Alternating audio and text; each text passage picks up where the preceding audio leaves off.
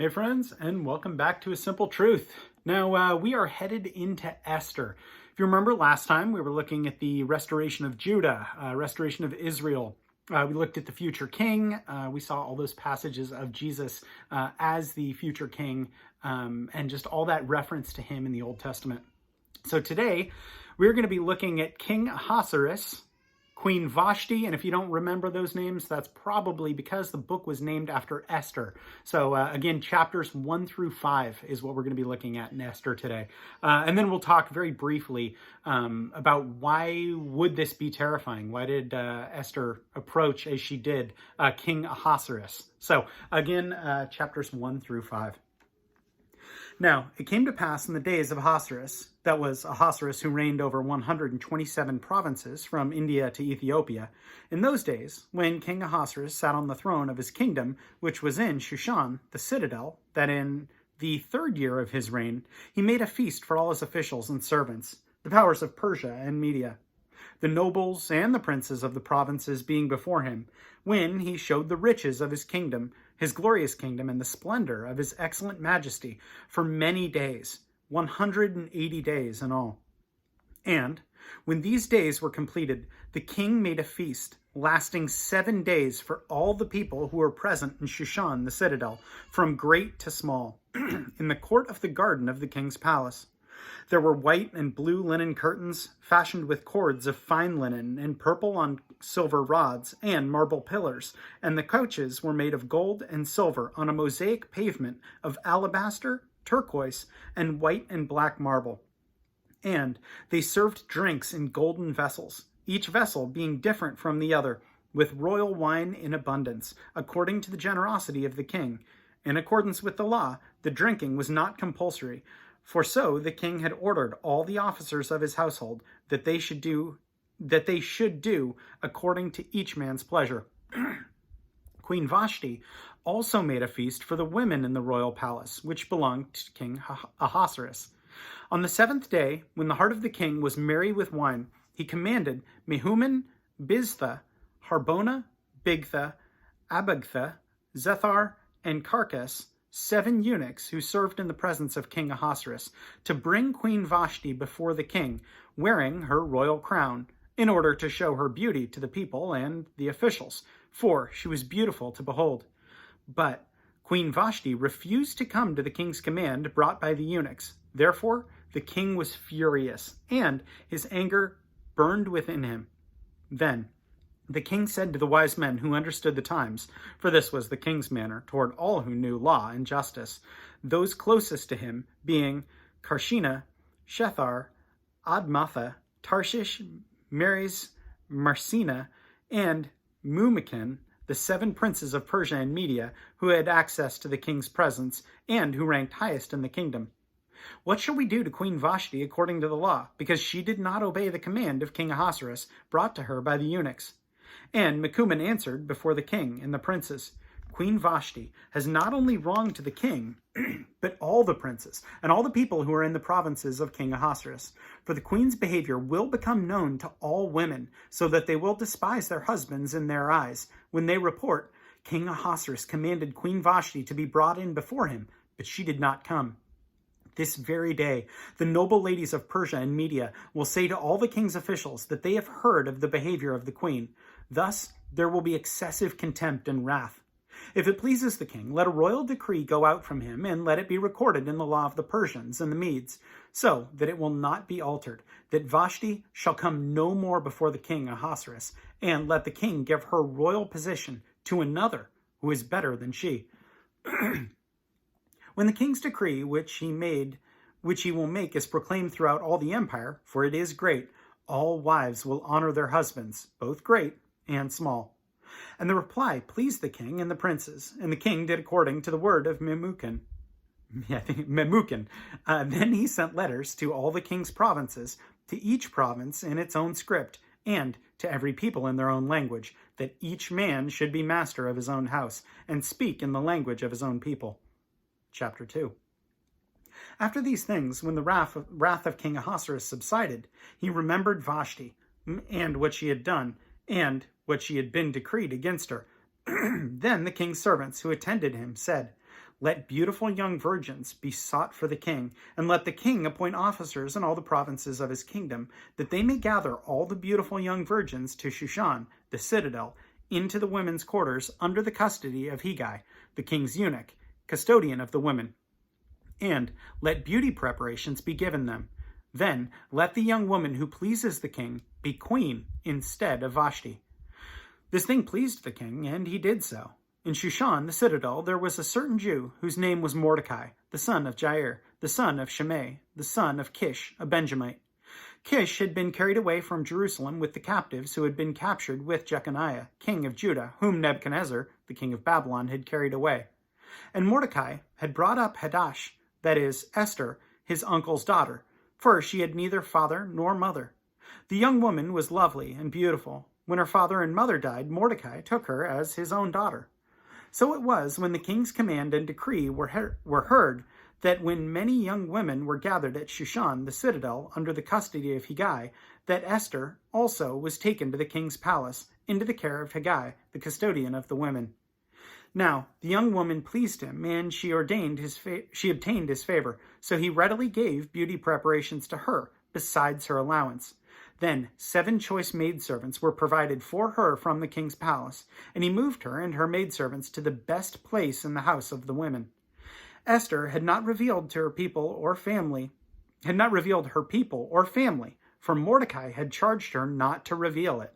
And every day Mordecai paced in front of the court of the women's quarters to learn of Esther's welfare and what had happened to her.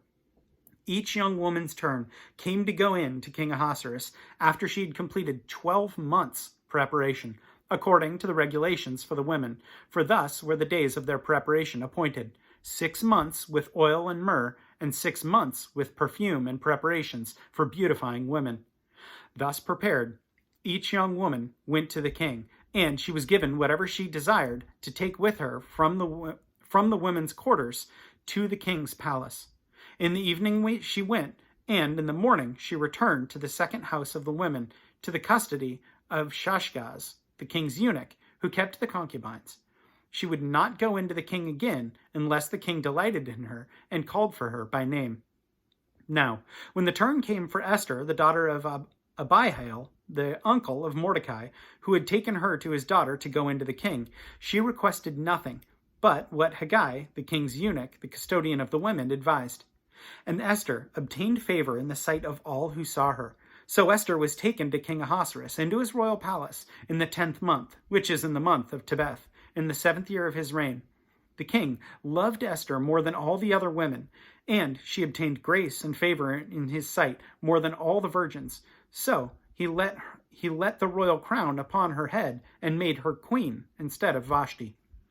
Then the king made a great feast, the feast of Esther, for all his officials and servants, and he proclaimed a holiday in the provinces and gave gifts according to the generosity of a king.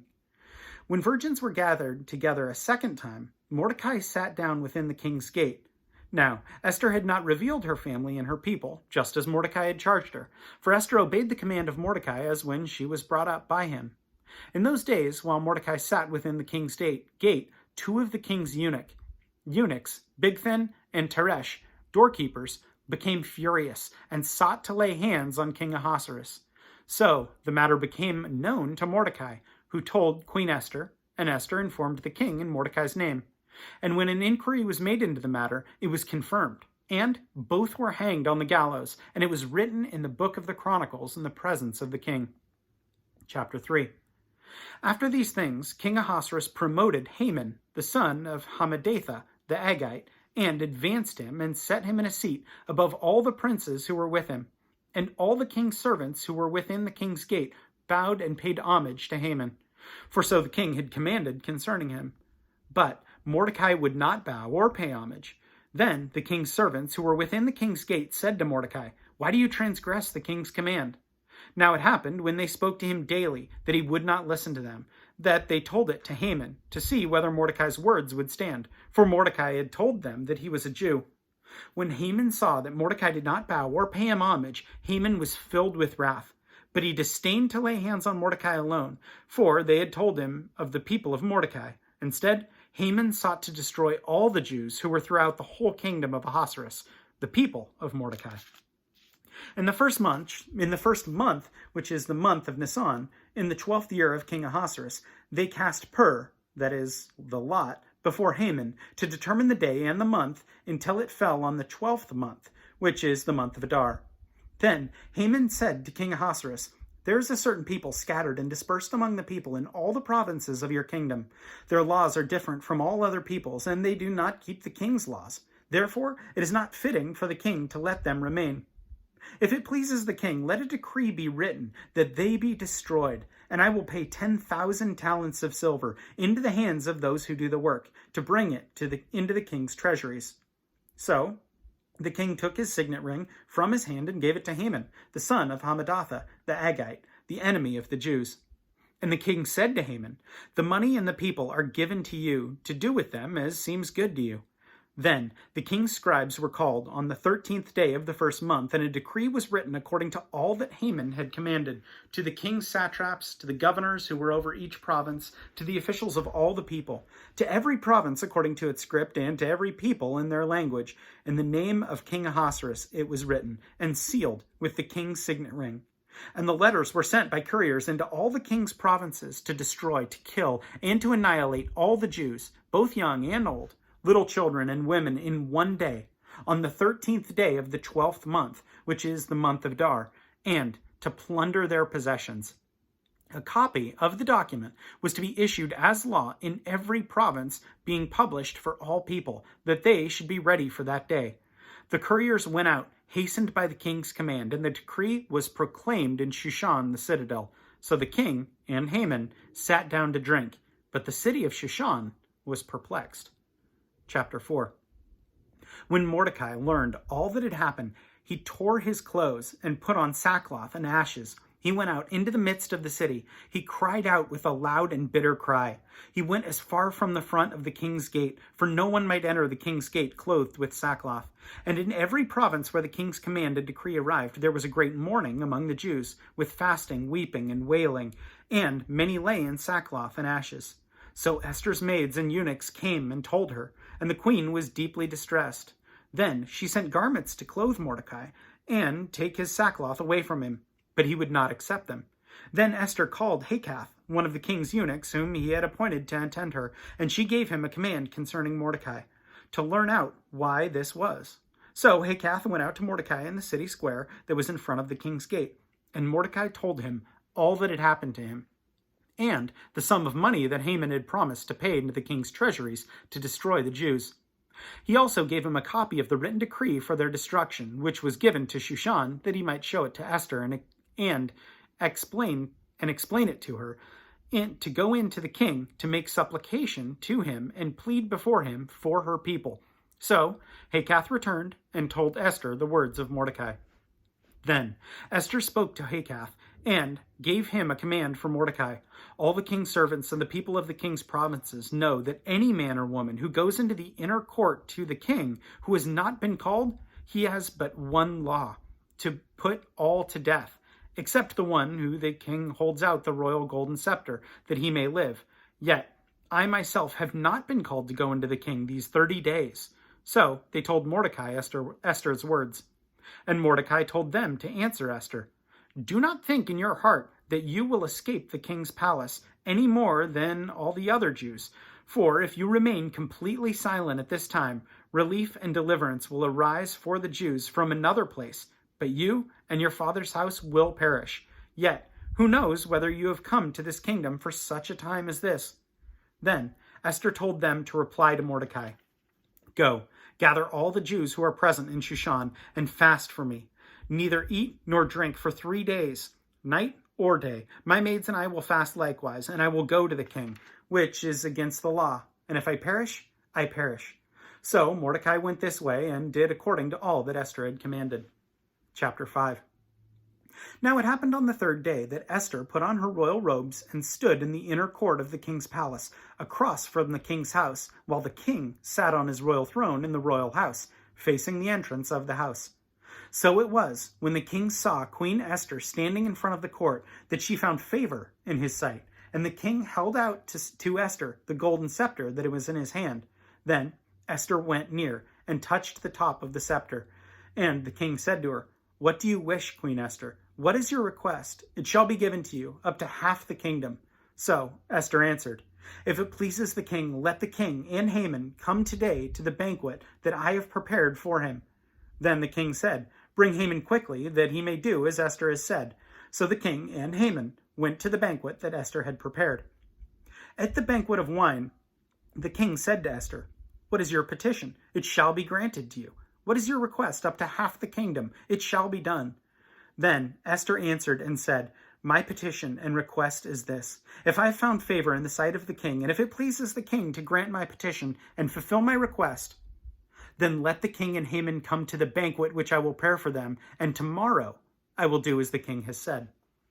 So Haman went out that day joyfully with a glad heart. But when Haman saw Mordecai in the king's gate, and that he did not stand or tremble before him, he was filled with indignation against Mordecai.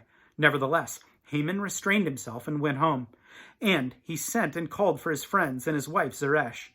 Then Haman told them of his great riches, the multitude of his children, everything in which the king had promoted him, and how he had advanced him above the officials and servants of the king. Moreover, Haman said, "Besides, Queen Esther has invited no one but me to come in with the king to the banquet that she prepared, and tomorrow I am again invited by her, along with the king. Yet all this avails me nothing, so long as I see Mordecai the Jew sitting at the king's gate." Then his wife Zeresh and all his friends said to him, "Let a gallows be made, 50 cubits high, and in the morning suggest to the king that Mordecai be hanged on it, and then go merrily with the king to the banquet." And the thing pleased Haman, so he had the gallows made. So we are setting the stage here. And if you know the story, you know what's coming. If you don't know the story, you don't. But I always forget that this is such a big deal, how Esther approaches.